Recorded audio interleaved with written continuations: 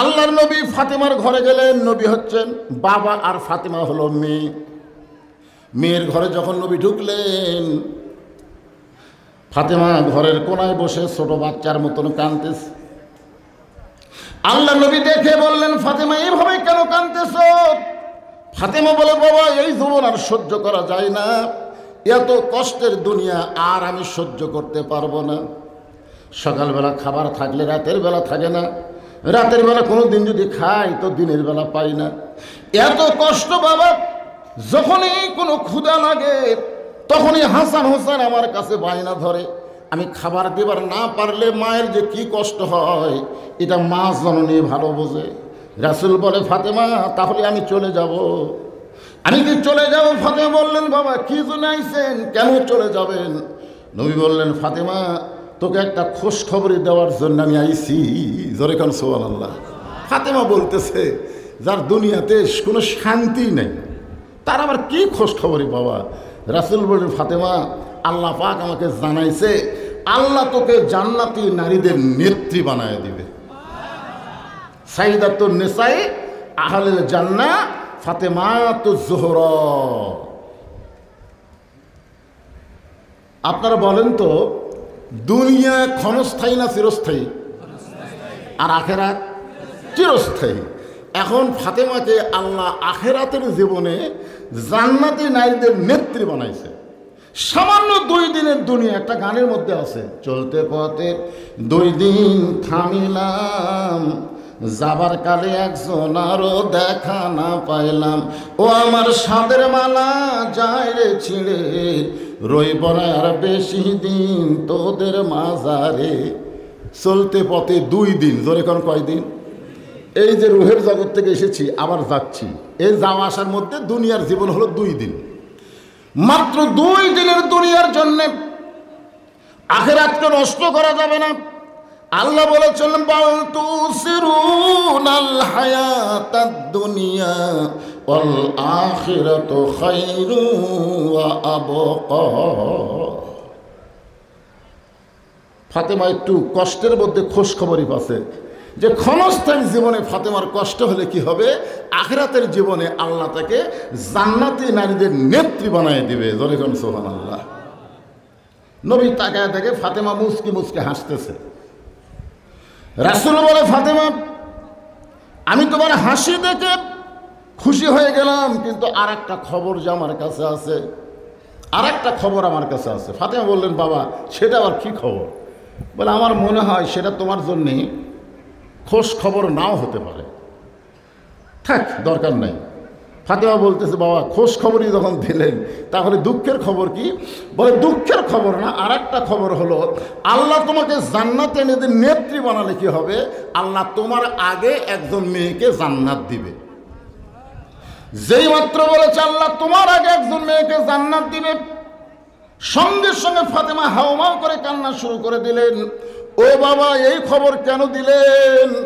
আল্লাহ আমাকে জান্নাতের নেত্রী বানাবে আর আমার আগে একজন মেয়ে জান্নাতে যাবে। এমন কি আমল করেছে যে আমল করার কারণে সেই মেয়েটা আমার আগে জান্নাতে যাবে? বাবা সেই মেয়েটার পরিচয় কি? মেয়েটার বাড়ি কোন জায়গায়? রাসূল বলেন, ওই যে একটা জঙ্গল দেখতেছো ফাতেমা, দেখো সামনের দিকে, ওই জঙ্গলের সামনে ছোট্ট একটা ঝুপড়ি বাড়ি। ওই বাড়িটা হলো একটা কাঠুরিয়ার বাড়ি। ওই কাঠুরিয়ার বিবি জামিলাকে আল্লাহ তোমার আগে জান্নাত দিবে। আপনারা তো সুবহানাল্লাহ বললেন, ফাতেমা সুবহানাল্লাহ বলবে? ফাতেমা বললেন, বাবা সাধারণ একটা কাঠুরিয়ার বউ জামিলা, আমি হলাম নবীর মেয়ে ফাতেমা, আমি হলাম নবীর মেয়ে ফাতেমা, হাসান হোসেনের মা ফাতেমা, আলীর বউ ফাতেমা। সুবহানাল্লাহ কর না কেন? আপনারা দেখেন তো ফাতেমা কোন দিক দিয়ে কমজোরি। ফাতেমার মা হচ্ছে মক্কার সবচেয়ে ধনবতী রমণী ছিল, ইসলামের সর্বোত্তম ঈমান গ্রহণ করেছে, নাম হলো খাদিজাতুল কুবরা। জোরে কান সুবহানাল্লাহ। মায়ের দিক দিয়ে ফাতেমা পৃথিবীর শ্রেষ্ঠ সন্তান, বাপের দিক দিয়ে ফাতেমা যার বাবা হলো বিশ্ব নবী। জোরে কান সুবহানাল্লাহ। যার 2টা সন্তান হলো সাইয়্যিদুশ শাবাবি আহলিল জান্নাত, জান্নাতি যুবকদের সর্দার হাসান হোসেন, যার স্বামী হলো আসাদুল্লাহিল গালিব হযরত আলী, আর সাধারণ একটা কাঠুরার বউ জামিলা আমার আগে জান্নাতে যাবে এমন কি আমল করে? রাসূল বলে, ফাতেমা কি আমল করে আমি তোমাকে বলতে পারবো না, জানতে যদি চাও তাহলে তুমি তদন্ত করে জানতে পারবা। ফাতেমা চিন্তা করতেছে, জান্নাতি নারীদের নেত্রী হব, সবার আগেও জান্নাতে যাব, যেমন করেই হোক। ওই কাঠের বউ কি আমল করে আমাকে জানা, আমল করা লাগবে, খালি জানবে না, সামিনা ওয়া আনা, শুনতে হবে আমল করার নিয়তে। জোরে কোন কথা ঠিক কিনা? আজকে যারা এখানে বসে আছেন আপনারা খালি ওয়াজ শুনবেন না এইটা গ্রহণ করবেন? এটা গ্রহণ করা লাগবে বাজান। পরের দিন ফাতেমা চুপি চুপি ওই কাঠের বউ জামিলার বাড়ির দিকে রওনা দিলেন। আসরের নামাজের পরে চুপি চুপি ফাতেমা জামিলার বাড়ি রওনা দিলেন। দরজায় গিয়ে বললেন, জামিলা আমি নবীর মেয়ে ফাতেমা তোমার সঙ্গে একটু দেখা করবার চাই। যেই বলছে নবীর মেয়ে ফাতেমা, সঙ্গে সঙ্গে জামিলা দরজাতে এসে ছোট বাচ্চার মতন কান্না শুরু করছে। ফাতেমা বলে, জামিলা কান্দ কেন? বলে, কান্দার কারণ হলো আমার সারা জীবনের সাধনা একটা বার শুধু নবীর মেয়েকে দেখবার চাই। আমার সারা জীবনের সাধনা একটা বার নবীর মেয়েকে দেখতে চাই। ফাতেমা বলতেছে, তাহলে কান্দার কি দরকার?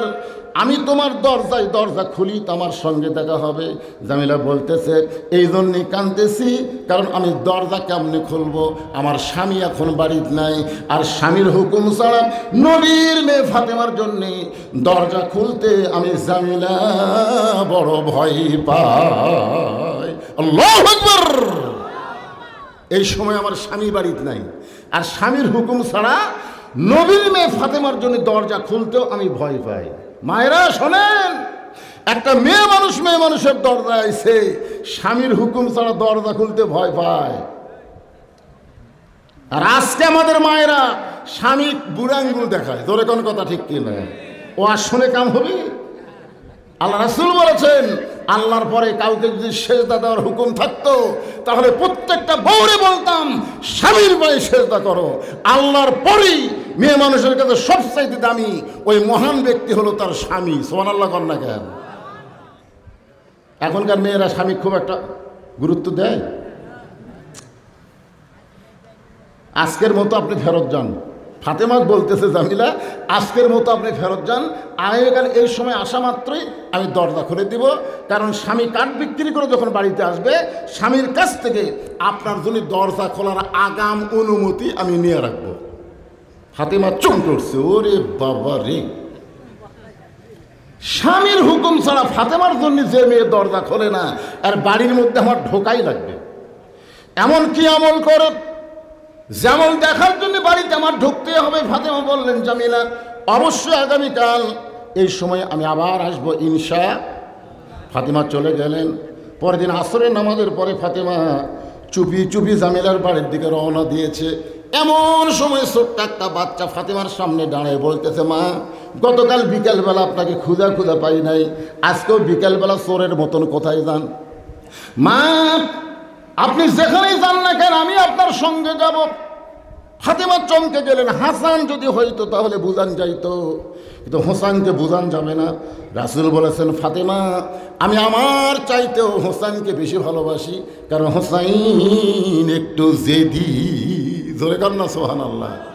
ফাতেমা আমি দুনিয়া থেকে বিদায় নেওয়ার পরে যতদিন দুনিয়াতে থাকবি হোসেনকে একটু দেখে শুনে রাখবি মা। তবে একটা কথা খেয়াল রাখবি, হোসেন একটু জেদি। আল্লাহর নবী বলেছেন, হোসেন একটু জেদি হওয়ার কারণে ফাতেমা কি করবেন? ওই হোসেনকে সঙ্গে করে বিকাল বেলায় জামিলার বাড়ির দরজার দিকে রওনা দিয়েছেন। যেই দরজার কাছে গেছে এমন সময় হোসেন বলতেছে, মা একটা ভাঙ্গা বাড়ির দরজা গতকাল আপনি আইছিলেন, আপনারে গতকাল বিকেলবেলা খুঁজে পাইনি, তাহলে গতকাল আপনি আইছিলেন, আজও আইছেন এই ভাঙ্গা বাড়ির দরজায়। এই বাড়িতে এমন কি আছে যেই বাড়ির দরজায় আমার মা বারবার আসতেছে? সুবহানাল্লাহ কর না কেন? হোসেনের ধারণা যে আমার মা কেন যাবে, আমার মায়ের কাছে সবাই আসবে। কারণ যে সন্তান মাকে ভালোবাসে সে কোনোদিনও চায় না মা কারোর কাছে যাক, বরং মায়ের কাছে সবাই আসবে। জোরে কোন কথা ঠিক কথা কর না কেন?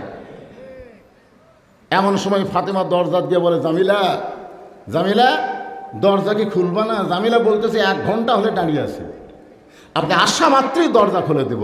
ফাতেমা বলতেছে তাহলে দরজা খুলে দাও। জামিলা বলতেছে কে যেন আপনাকে মা মা বলে ডাকতেছে। ওই বাচ্চারে নিয়ে যদি আপনি ঢুকতে চান তাহলে আজকের মতো আপনার ফেরত যাওয়া লাগবে, কারণ আমার স্বামী শুধু আপনার ব্যাপারে দরজা খোলার হুকুম দিয়েছে। আপনি একটা বাচ্চা নিয়ে আসবেন, আসে দরজা খুলবো, সে হুকুম তো আমার স্বামী দেয়নি। তাহলে আপনি আজকের মতো ফেরত যান। যেই বলছে আজকের মতো ফেরত যান, হোসেন চিল্লায় বলতেছে মা এরকম একটা বেদব মেয়ে যে আমি আসি বলে দরজা খোলে না, এই বেদব মেয়ের কাছে তুমি কেন এসো? সঙ্গে সঙ্গে ফাতেমা সন্তানকে বুকে নিয়ে কান্দের, বলে পাগল, তুই যারে খারাপ বলতেছিস, তুই যারে বেদব বলতেছিস, তোর নানা কইছে ওই মেয়েটা তোর মায়ের আগে জান্নাতে যাবে। যেই বলছে তোমার নানা কইছে, সঙ্গে সঙ্গে হোসেন স্থির। এতক্ষণ ছিল অস্থির, এখন হয়ে গেছে স্থির। চোখ দিয়ে পানি বের করে কান্দের, বলে মা এই কথা যদি আমার নানা বলে থাকে তাহলে আসল জায়গায় যাইতে হবে, নকল জায়গায় ঘুরে কোনো লাভ নাই। আসল জায়গা হলো আল্লাহর নবী। দরকার আসল জায়গায় কি? সবাই কি গান গায়? মনে হে বড় আশা ছিল আমি, কেন জানেন না? গান জানেন না? মনে হে বড় আশা ছিল আমি যাব মদিনায়। এই গানটা প্রথম যখন আব্দুল আলিম গাইল, তখন দিনাজপুরের লোকজন বলল, আব্দুল আলিম ভাই আপনি গানটা ভুল গাচ্ছেন, গানটা গাইতে হবে মনে হে বড় আশা ছিল যাব মক্কা মদিনায়। আপনি মক্কারে বাদ দিয়া শুধু মদিনায় যাবার চান। আব্দুল আলিম কইল, কুল হে রাসূল আপনি বলেন, ইন কুনতুম তুহিব্বুনাল্লাহ ফাত্তাবিউনি, কেউ যদি আল্লাহকে পাওয়ার চায়, নবী ছাড়া আল্লাহকে পাওয়ার কোনো রাস্তা নাই। আপনাকে যদি ইত্তেবা করে আমি আল্লাহ তাকে মোহাব্বত করব। আব্দুল আলিম কইল, রে দুনিয়ার মুসলমান শোনো, ওই মদিনার মানুষটাকে যদি হাত করতে পারো, মদিনার মানুষটার আদর্শ যদি গ্রহণ করো, তাহলে শুধু মক্কা নয়, মক্কার মালিক আল্লাহ পর্যন্ত তোমার হয়ে যাবে। এখন আপনারা বলেন মক্কার দাম বেশি না মদিনার দাম বেশি? কথা কয় না। যারা বলতেছেন না তারা কি চিন্তা আছেন যে কোনটা কয়া কোনটা ছাড়ি নাকি? এক বাক্যে সবাই বলেন মক্কার দাম বেশি না মদিনার দাম বেশি? শুধু মদিনার দাম মক্কার সাথে তুলনা করলে হবে না, আল্লাহর আরশের চাইতো মদিনার রওজার দাম আল্লাহর কাছে বেশি। ধরে কেন সুবহানাল্লাহ। হ্যাঁ, কি মনে করতেছেন ভাইরে? নবী যখন হিজরত করে মদিনাত গেছিল, মক্কা বিজয়ের দিনে কাবা ঘর খুলে দেখে কাবা ঘরের মধ্যে 360টা মূর্তি। যে মক্কা যাওয়ার চাচ্ছেন সেই মক্কার কাবা ঘরের মধ্যে 360টা মূর্তি। ওমর ফারুক বললেন, ইয়া রাসূলুল্লাহ, আল্লাহর ঘরের মধ্যে মূর্তি ঢুকালো। রাসূল বলতেছেন, আল্লাহর ঘরের কাছে আল্লাহওয়ালারা না থাকলে মূর্তিতে ঢুকবি? ঘর কার? হেফাজত করবি কে? আল্লাহ। মুয়াজ্জিন একদিন খালি এশার নামাজ পড়ে তালা না দিয়ে বাড়ির যাক, সকালে এসে তাকে মাইক নাই। আপনারা বলেন তো, প্রত্যেকটা মুসল্লি দোষ দিবি কার? আল্লাহর না মুয়াজ্জিনের? তা আল্লাহর ঘরে আল্লাহ হেফাজত করবি, তো মুয়াজ্জিনের দোষ দিবেন কেন? রাসূল আছে যেখানে, ইসলাম থাকবে সেখানে। তোর এখন কথা ঠিক কিনা? আমাদের কাছে যদি রাসূল না থাকে, আমাদের মধ্যে ইসলাম থাকবে না। এই জন্যে আমাদের প্রত্যেকটা মুসলমানের কলিজায় আল্লাহ রাসূলের মহাব্বত রাখার দরকার আছে না নাই? দরকার আছে না নাই? একটু মনোযোগ দিয়ে শুনবেন। হোসাইন মাকে বলতে মা, এই নকল জায়গায় ঘুরে লাভ হবে না। জানবার যদি চাও কোন আমলের কারণে ওই কাঠুরার বউ তোমার আগে জান্নাতে যাবে, জানবার যদি চাও তাহলে আসল জায়গা, ধরে কোন কি জায়গা? মায়ের হাতটা ধরে টেনে টেনে নিয়ে গেছে আল্লাহর নবীর কাছে। নবী যেখানে বসে আছে নবীর কাছে হাজির। ফাতেমা বলতেছে, বাবা আমার কোনো দোষ নেই, আমি প্রথম দিন গেছি স্বামী বাড়িতে নাই দেখে দরজা খোলেনি, দ্বিতীয় দিন গেছি এই হোসাইন সাথে থাকার কারণে দরজা খোলেনি, দরকার হলে আরো 10 বার যাব। আরো কয়বার যাব? 10 বার যাব। কোন আমলের কারণে আমার আগে জান্নাতে যাবে এটা আমি জানবো, আমল করব। কিন্তু এই হোসাইন সর্বনাশ করছে। এই হোসেন আমার হাত ধরে আপনার কাছে নিয়ে আইছে, আমার কিন্তু কোনো দোষ নাই। সঙ্গে সঙ্গে হোসেন মায়ের হাত ছাইড়া দিয়ে এক দৌড়ে গিয়া নবীর হাত চেপে ধরে বলে, না না, আমার মারে তুমি চিনো না, যদি আমার মারে চিনতা তাহলে কাঠুরার বইয়ের দরজায় আমার মারি দেওয়ার দিতা না। সনল্লা কন্যা খান, আমার মারে তুমি চিনো না? না না, তুমি বলো তো তোমার মার দাম বেশি না আমার মায়ের দাম বেশি? না না, তুমি আমার মারে চিনো না তো। তুমি যদি আমার মারে চিনতা তাহলে সাধারণ একটা কাঠুরার বইয়ের দরজায় আমার মারে তুমি পাঠাতে না। রাসূল বলতেছে, আমি তো পাঠাইনি, আমি বলছি তুমি জান্নাতি নারীদের নেত্রী, কিন্তু কাঠুরের বউ তোমার আগে জান্নাতে যাবে। কেন আগে যাবে এটা জানার জন্য তোর মাই যাচ্ছে 2 দিন হলে, আমি তো পাঠাইনি। হোসেন বলতেছে, না, কোরআন শরীফ তেলাওয়াত করতে গিয়ে আমি পাইছি, মা ইয়ান্তিকু আনিল হাওয়া ইন হুয়া ইল্লা ওয়াহয়ুন ইউহা। জোরে গান আল্লাহু আকবার। আগে সর্বোত্তম কে জানে? আল্লাহ জানে। আল্লাহ দুনিয়াতে সর্বোত্তম কাকে জানায়? নবীকে জানায়। জোরে গান কাকে জানায়? কথা কর না কেন? ও যে একটা ভণ্ডরা গজল গায় না, আল্লাহর ধন নবীরে দিয়া আল্লাহ আছে গায়েব হইয়া, এটা সত্যি কথা। আল্লাহর ধন নবীরে দিয়ে আল্লাহ তো গায়েবে আছে। আল্লাহ কি গায়েব না প্রকাশ্য? গায়েব। তাহলে ঠিকই আছে, আল্লাহর ধন নবীরে দিয়ে আল্লাহ আছে গায়েব হইয়া। কিন্তু এরপরে যে কথা কইছে, নবীর ধন খাজা নিয়া শুয়ে আছে আজমিরে, এই কথাটা হলো ভণ্ডামি কথা। নবীর ধন শুধু খাজা নেয় নাই, নবীর ধন আল উলামা ওয়ারাসাতুল আম্বিয়া, আলেম বান্দা যারা হবে তারা সবাই নবীর ধন পেয়ে যাবে। জোরে কোন কথা ঠিক? এক খাজানা পৃথিবীর সমস্ত আলেমকে লক্ষ্য করে রাসূল বলেছেন, আল উলামা ওয়ারাসাতুল আম্বিয়া, আলেমরা হলো নবীদের ওয়ারিস।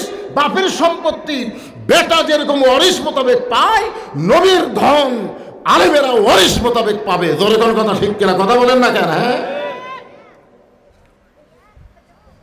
একটু মনোযোগ দিয়ে শোনেন, আমার মায়ের একটু মনোযোগ দিবেন। মা যে 6টা প্রশ্ন করেছে নাস্তিকেরা, উত্তর দিবার পারলে তারা মুসলমান হবে, আর না দিবার পারলে তারা গোটা বিশ্বে প্রচার করবে ইসলাম হলো একটা ভুয়া ধর্ম। উত্তর দিয়েছে 13 বছরের একটা কোরআনের হাফেজ। জোরে গান সুবহানাল্লাহ। কিভাবে উত্তর দিল আমরা শুনবো কি শুনবো না? জোরে গান শুনবেন না? তবে মা বোনদের ধৈর্য কম, এই জন্য মা বোনদের একটু আগে ওয়াজ করে শোনাইতেছি। মারা একটু শোনেন। হোসাইন দৌড়ে গিয়ে নানার হাতটা চাইপা ধরে বলে, নানা, কোন আমলের কারণে ওই কাঠুরের বউ আমার মায়ের আগে জান্নাতে যাবে, এটা না বলা পর্যন্ত আমি আপনার হাত ছাড়ব না। এমনভাবে নানার হাত ধরছে, নবীর হাত কিন্তু ধরেনি, ধরছে নানার হাত। আপনার বলেন তো হোসাইনের কাছে আমাদের নবী কি নবী না নানা? আল্লাহ রাসূল বলে, হাসান হোসাইন আমাকে নবী জানার আগেই আমি দুনিয়ার থেকে বিদায় নেব। মানে ওরা 2 ভাই আমাকে নবী জানার আগে, আমি যে নবী আর জানি না, এরা জানে আমি নানা। এই জন্য শেষ রাত গেলে পিঠের উপর লাভ দিয়ে চলে, চল ঘোড়া চল, চল ঘোড়া চল। বুঝছেন না? নবী জানলে কোনদিন পিঠে চড়ে না। না, এমনভাবে নবীর হাত ধরে বলতেছে, কোন আমলের কারণে ওই কাঠুরের বউ আমার মায়ের আগে জান্নাতে যাবে, না বলা পর্যন্ত আমি হাত ছাড়বো না। এমন সময় নবী ডাক দিলেন, আলী, আলী রে। হযরত আলী দৌড়ে এসে বলতেছে, আমারে ডাকতেছেন কেন?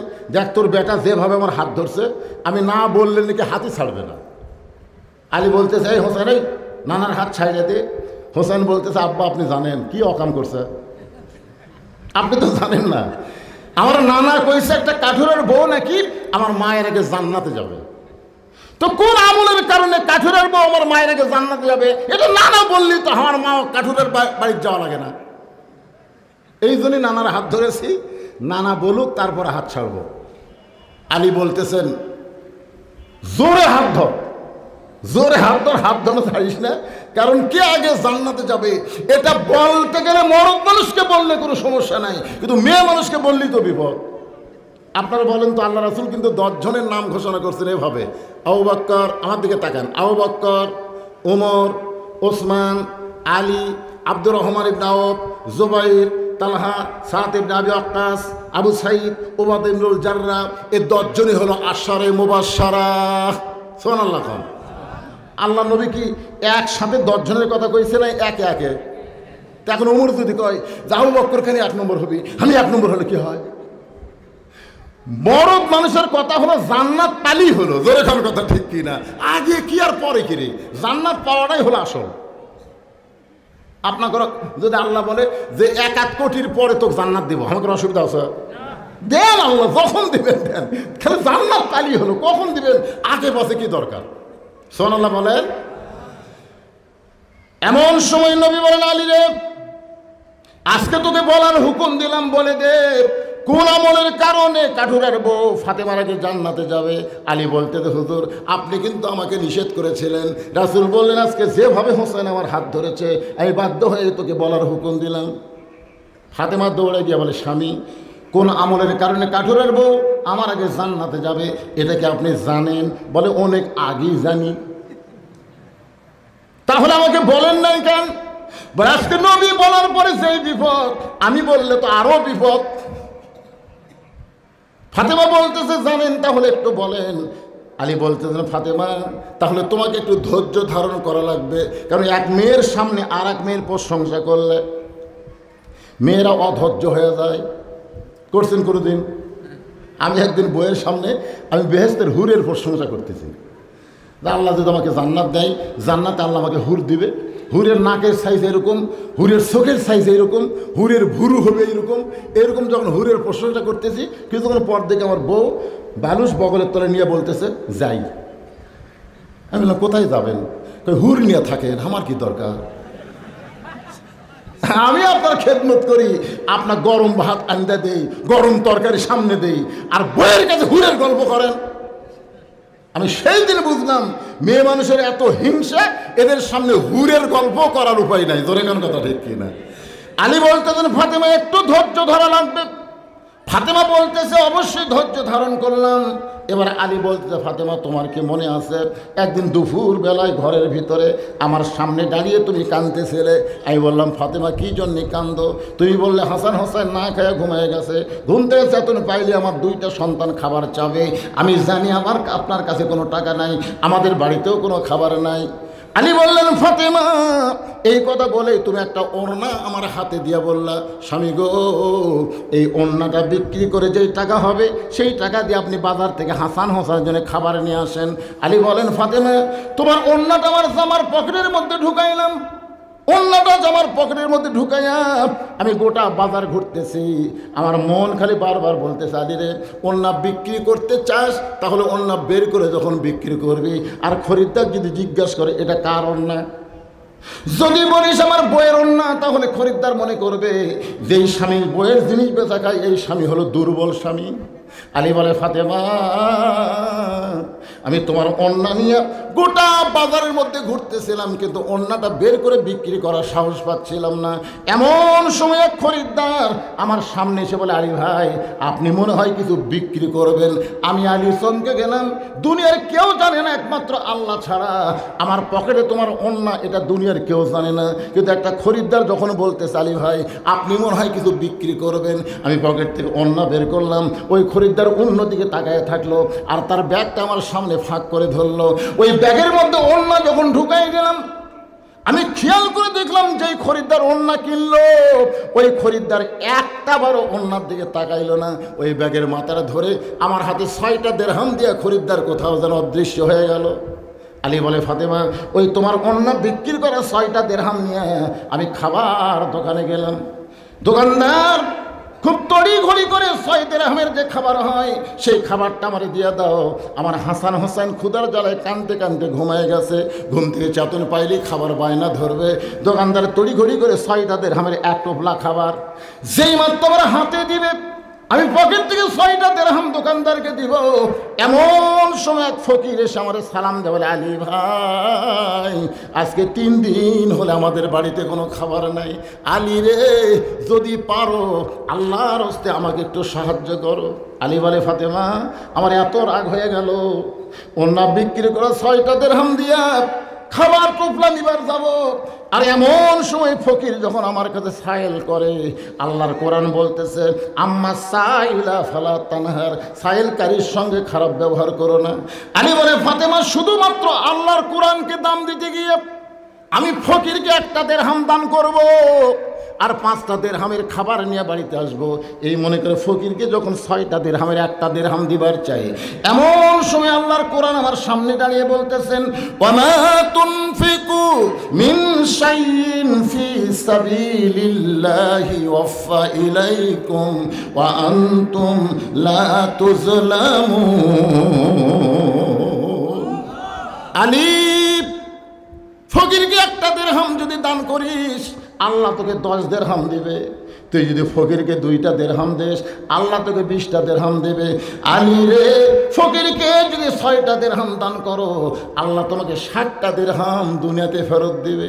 আলী বলে ফাতেমা শুধুমাত্র আল্লাহর কোরআনকে দাম দিতে গিয়ে আমি ফকিরকে 6টা দিরহাম দান করে দিলাম।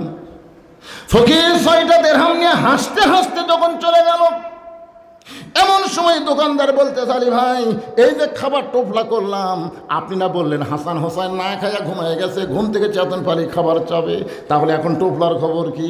আলী বলতেছে দোকানদার 1 টোপলা নিয়ে হবে না, আমাকে 2 বস্তা খাবার প্যাকেট করো। আলী বলে ফাতেমা, দোকানদারকে 2 বস্তা খাবার প্যাকেট করে আমি বাজারের মধ্যে ঘুরতেছিলাম, হঠাৎ দেখে একটা ব্যক্তি উট নিয়ে বাজারের দিকে আসতেছে, আমারে সালাম দিয়ে বলে আলী ভাই অযথা বাজারে ঘুরে লাভটা কি, উটটা কিনে নেন। আমি বললাম ভাইজান 1টা পয়সাও আমার পকেটে নাই, আমি উটটা কেমনে নিব? উটওয়ালা বলতেছে 100 দিরহাম বাকিতে উটটা কিনেন, বিক্রি করে আপনি টাকা দিবেন, সেটাও কি পারবেন না? আলী বলে ফাতেমা জীবনে এত বড় সুযোগ আমি কোনোদিন পাই নাই, 100 দিরহামে বাজিতে উটটা কিনে নিয়ে যেই মাত্র বাজারে গেলাম, চারিদিক থেকে খরিদ্দার এসে আমাকে ঘিরে ধরে বলল আলী ভাই উটটার দাম কত নেবেন? আলী বলতেছে আমি চাইবো না, এতগুলো খরিদ্দারের কাছে আমি দাম চাইবো না, তোমাদের মধ্যে কেউ যদি বলো তাহলে বলতে পারো। এক খরিদ্দার কানে কানে বলতেছে 160 দিরহাম দিয়া দিলাম। আলী বলে ফাতেমা উটওয়ালাকে 100 দিরহাম পরিশোধ করার পরে 60টা দিরহাম নিয়ে দোকানে আইলাম, দোকানদারকে বললাম ভাই খবর কি? বলে আপনার কথা মতো 2 বস্তা খাবার প্যাকেট করেছি। বলে 2 বস্তার দাম কত? বলে 60টা দিরহাম দিলেই চলবে। আলী বলে ফাতেমা 60টা দিরহাম দিয়ে 2 বস্তা খাবার আমার কাঁধে করে নিয়ে আমি বাড়ির দরজায়, তোমার কি মনে আছে আমাকে দেখার সঙ্গে সঙ্গেই তুমি দরজা বন্ধ করে দিলে, আমাকে দেখার সঙ্গে সঙ্গে তুমি দরজা বন্ধ করে দিলে। আমি 2 বস্তা কাঁধে নিয়ে কান্না শুরু করে বললাম ফাতেমা বড় কষ্ট লাগতেছে, দরজা খোলো। তুমি রাগ করে বললাম দরজা খোলা যাবে না, কারণ অন্য বিক্রি করার টাকা দিয়ে বড় জোর 1 টোপলা খাবার হবে, 2 বস্তা খাবার কোথায় পাইলেন? যতক্ষণ 2 বস্তা খাবার কথা না বলবেন কোথায় পাইলেন, ততক্ষণ আমি ফাতেমা দরজা খুলবো না। আলী বললেন ফাতেমা দরজা খোলো, দরজা খোলার পরেই তোমাকে বলবো। ফাতেমা বলতেছে আগে বলেন তারপরে দরজা খুলবো। আলী বলতেছেন ফাতেমাকে দরজা খোলো তারপরে বলবো। ফাতেমা বলতেছে আগে বলেন তারপরে দরজা খুলবো। বারবার যখন ফাতেমা জিদ করে আলীও জিদ করতেছে, এমন সময় আল্লাহর কোরআন বলতেছে আর রিজালু কাওয়ামুনা আলান নিসা, পুরুষ মানুষ নারীদের উপরে থাকতে হবে। জোরে কারণ সুবহানাল্লাহ।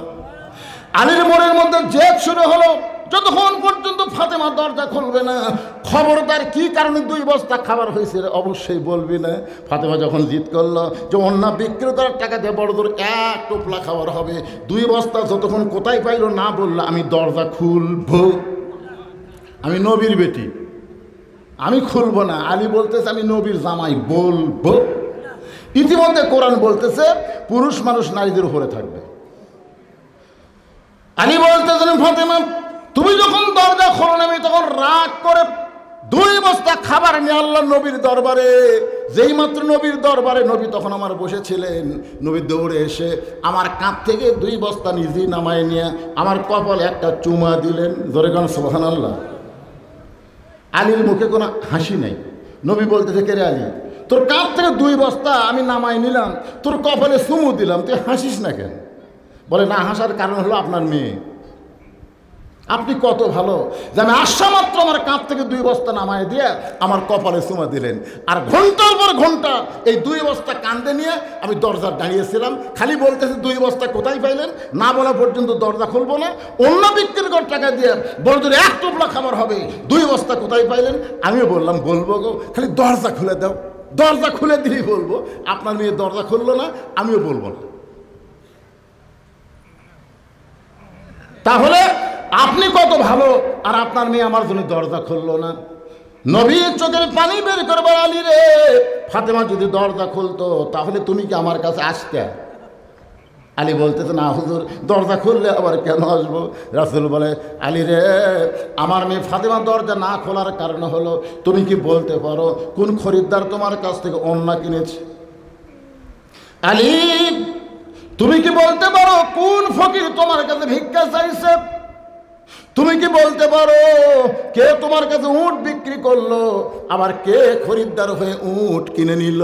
আলী বলতে, হুজুর আমি কিছুই জানি না। রাসূল বলতেছেন, আমি জানি। সুবহানাল্লাহ। আমি জানি, এই কারণে আমার মেয়ে তোমার কাছে পাঠাইছে, কারণ তোমাকে জানতে হবে আনা মাদিনাতুল ইলমে ও আলীও বাবুহা, ইলমের শহর যদি নবী হয়, আলী হচ্ছে তার দরওয়াজা।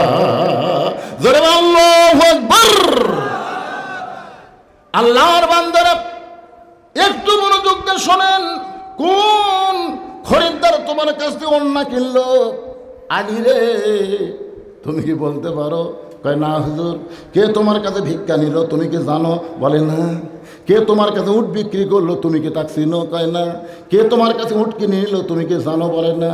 তাহলে শোনো, আমার মেয়ে ফাতেমা হলো পর্দানিশী।